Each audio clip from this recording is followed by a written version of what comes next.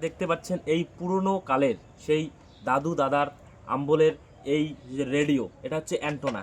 এইটা দিয়েই কিন্তু এফএমের গান শোনা যায়। এটা ফিলিপস কোম্পানির তোমার হচ্ছে রেডিও। এটা কিন্তু একসময় প্রচুর ভাইরাল ছিল এবং প্রচুর মানুষ এই রেডিওর মাধ্যমে খবর এবং এফএমের গান শুনতো।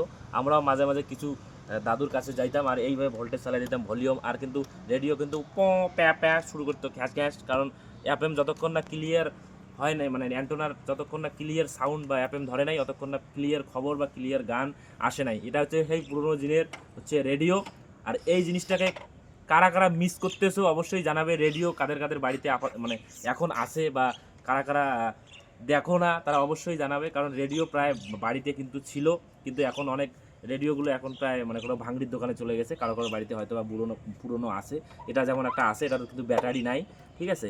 এই দেখো এইদিকে আমি তোমাদেরকে দেখাচ্ছি, ব্যাটারির জায়গা ফাঁকা। এটা হয়তো বা ভালো আছে, এটা দেখবো আমি, যে ভালো থাকলে তোমাদেরকে অবশ্যই রেসপন্স করব, কারণ কোয়ালিটি বেস আছে, এটা হয়তো বা ঠিক আছে।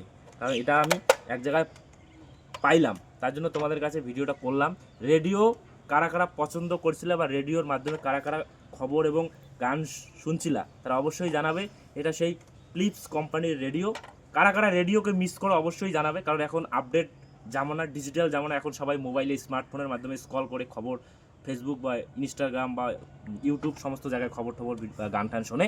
তো এটাই তো। রেডিও কেমন লাগলো রেডিওর ভিডিওটা? তো ভিডিওটা যদি ভালো লাগে, আর যারা রেডিওকে পছন্দ করো বা রেডিওকে মিস করো, তারা অবশ্যই ভিডিওটা শেয়ার করবে। তো সবাই ভালো থাকবেন, সুস্থ থাকবেন।